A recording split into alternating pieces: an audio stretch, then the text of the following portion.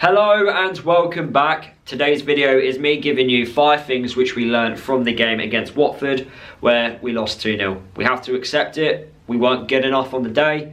We haven't been good enough all season, and we're praying and hoping these group of Luton players can turn it around. I was thinking yesterday on the drive home, the team that won League One, that starting 11 that played throughout the whole of that season, the players that featured, could they easily beat the current starting 11 right now? And I think they could. I think that team in League One, they would fight for 3 points, they would grind out results, they wouldn't let little setbacks like going 1-0 down in a game to impact them. They would recover and go again. And I think right now we are just a shadow of that team. Walking back to the car yesterday, I bumped into Luke Berry, had a quick chat with him. It's quite nice to see Luke Berry and Danny Hilton at the game. It's nice to see former players, return back and still watch us. It's nice to see that. And I had a quick chat saying about what do these group of players need to do to recover this. And Luke Berry was basically trying to say, you're just hoping and praying a win can come. It doesn't matter too much about the performance, but you're just crying out for a win. It doesn't matter how you get it, and then use that win for confidence and momentum and kickstart. That's what he was trying to say. He also mentioned how Nathan Jones hasn't changed. We kind of all knew that, to be honest, and he's having a great season at Charlton. They're pushing for those playoff positions right now, and I wish Luke Berry all the best. If only we had 11 players like him in the starting 11 yesterday, because what a player he was, a player that knew how to represent the shirt. I want to start off with the first talking point from the game against Watford, and that's talking about the goalkeeper department. I do think Thomas Kaminski needs to be dropped. Yes, Thomas Kaminski has kept us in games this season, and yes, in the Premier League season he was fantastic, but I think right now he's costing us points. I think he's been very error prone since Matt Bloomfield has arrived at the football club. The communication, I think, is getting worse. I think the kicking is getting worse. For me, it's a big problem when the defenders don't trust the goalkeeper. I don't think that can continue. I think that's a massive warning sign, and that's a current problem. And I do think he needs to be dropped. The outfield players, when they're not performing well, they get dropped. Everyone at some point this season has been dropped, apart from our goalkeeper. And that first goal against Watford, yes, Anderson played a massive part in that, but the fact that he was waiting for our goalkeeper to come off his goal line, which so many times he's glued to, just shows you that there's a lack of understanding from defenders to goalkeeper and a lack of communication. And I want to see a different goalkeeper. I want to see someone different that might give us something. We might as well try it. What do we have to lose? We're going down. I've accepted we're going down, so why don't we try a different goalkeeper and see if any improvements happened. Kaminski, we got Portsmouth next. He got sent off against them. So for me, it does make sense to give Krul or Shea a run in the team. We've got 3 senior goalkeepers. Why don't we try another goalkeeper? Because Thomas is not performing well. This isn't the first time he's made a mistake. Oxford away, he was terrible.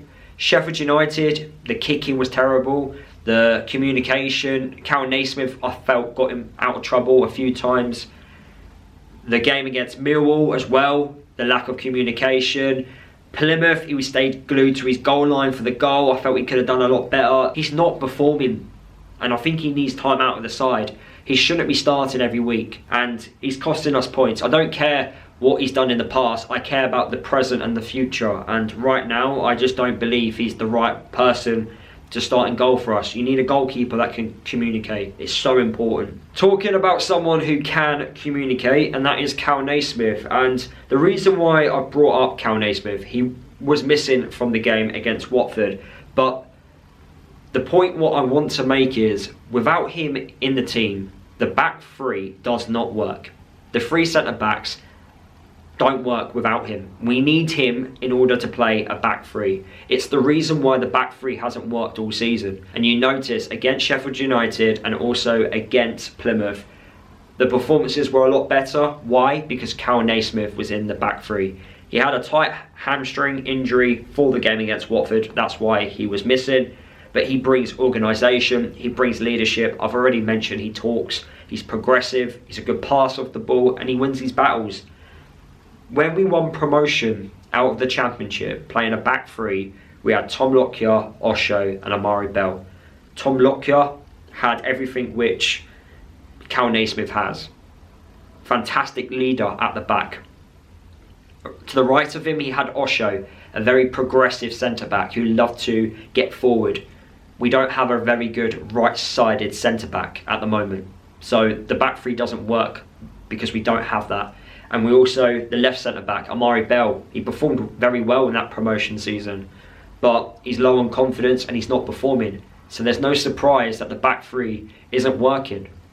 All you got to do is compare it to the promotion winning season and you can see the differences. If Cal Naismith is not available, we have to play a back four because these group of players can't do it. They cannot do it. They've proven it on more than one occasion. The evidence is there. Moving on to what was a positive I felt from the game against Watford, and there wasn't many positives, and that is Isaiah Jones. Isaiah Jones causing so many problems throughout the game. I do think it was a penalty. I do think it was a foul. I feel like if that happens outside the box, the referee 9 out of 10 times gives a foul. It was a clear barge. I thought the referee was poor in the game. There were some decisions he got right, like the penalty for Watford and also giving the yellow card to the Watford defender. It wasn't a red card. But other like 50-50 battles, I felt they weren't going our way. It was quite frustrating watch, and I felt he should have gave us a penalty. Isaiah Jones, he completed the most amount of dribbles in the game. He completed 4 successful dribbles. He won the most battles in the game with 11. At least someone was winning their battles. He had 3 shots at goal. I did feel like he should have scored one of them. He should have got one on target. The one that I think was towards the edge of the box. If that hit the target, I think that gives us a goal. And at that time of the game, it was early in the second half. You'd like to think we could have pushed on and tried to get the equaliser in the game. He should have got that on target, I felt. But at least he was shooting at goal. I can't remember anyone else apart from him having a shot at goal. He had 87% passing success rate. He attempted 6 crosses. 0 was successful. And that's what I want to talk about. The pace causes so many problems. But that final product is the problem. And I can understand why he plays for Luton, because if he had that final product, he wouldn't be playing for Luton. He would be playing for a top team, might be in the Premier League, because that pace, it does cause a lot of problems. But the crossing ability does need to improve. A lot of times those crosses he was attempting were just getting easily cleared. We weren't even testing the Watford defence, so they've got to improve. That final third, if he does improve that part of his game, we've got a really good player. But so many times he got into those good positions, but that final ball was wasted. Believe it or not, there is another positive which I found, and that was Christ Masoko. For a young lad, I thought he did well. I'm not going to praise him too much because it was only 45 minutes and we were poor. But from what I saw, he looked good, and I look forward to seeing what he can do in a Luton shirt in the future. He performed better than Anderson. 87 passing success rate, strong, committed, quick, recovered well when sometimes the Watford player got the better of him, but then he recovered extremely well. He took a whack by the Watford player, he had blood on him, he was getting stuck in, and I wish some of the other Luton players got stuck in like he was doing. And that brings me on to my final point. These new set pieces which we're trying to do from corners and free kicks when we've got 2 players on them, Alfie Doughty and also Walsh, I don't know what's going on. I don't mind trying it out a couple of times, but you don't need to do it every single time. At the moment, we don't even look like we can score a goal from a set piece. Before Matt Bloomfield came to the club, yes, you know, we knew what we were getting from a set piece. It was normally a floated ball into the box. We'll win the first header and then you're hoping that we win the second.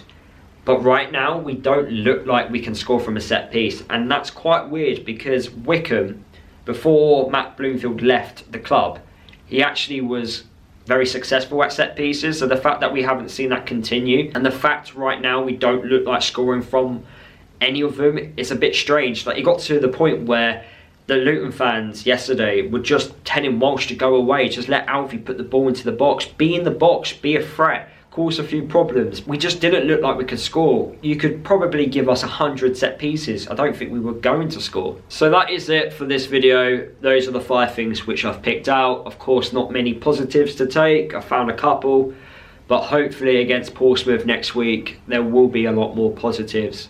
That's all we can do now, is hope that these group of players can just recover. Despite what I think, despite how I truly feel, I don't think it's possible. But got 12 games left. I'm still going to go to games. I'm still going to keep supporting these group of players. And if I've got to prepare for League One next year, then I've got to prepare for League One next year.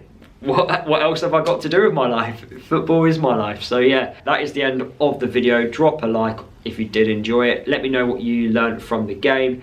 Subscribe to my channel if you are new, and if you would like to become a member on my channel, the link is in the description below. You get exclusive perks if you do. Live streaming is coming soon to my channel, so hopefully you guys will join me for a couple of watch-alongs and some live Q&As.